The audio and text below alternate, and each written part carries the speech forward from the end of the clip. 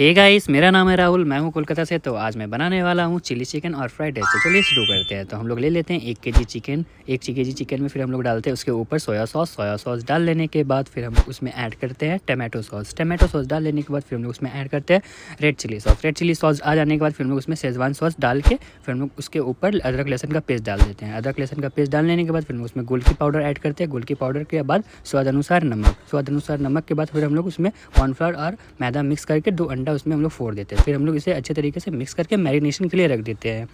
तो हमारा ये मैरिनेशन हो जाने के बाद फिर हम लोग आ जाते हैं तेल में अपने उस मैरिनेशन चिकन को फ्राई कर लेने चिली चिकन के लिए। तो ये हमारा फ्राई हो जाता है रेड एंड ब्राउनिश टाइप में। तो फिर हम लोग आ जाते हैं फ्राइड राइस बनाने के लिए प्याज कैप्सिकम और मिर्च लेके।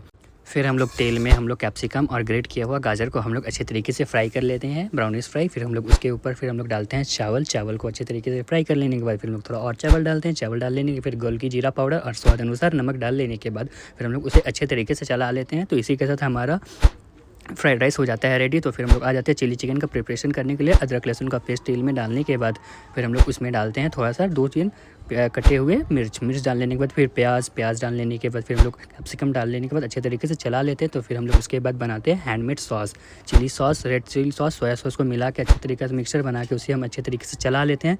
चला लेने के बाद फिर हम लोग उसको अच्छे तरीके से रेडिश करते हैं। रेडिश हो जाने के बाद फिर हम लोग उसमें डालते हैं थोड़ा सा चीनी स्वाद अनुसार अच्छे टेस्ट के लिए मेंटेन के लिए। तो फिर हम लोग अच्छे तरीके से फिर डाल लेने के बाद हम लोग इस पानी डाल के इसका ग्रेवी को फिर कॉर्नफ्लावर मिला के थोड़ा हम लोग इसके बेटर थिकनेस के लिए हम लोग उसको डाल देते हैं।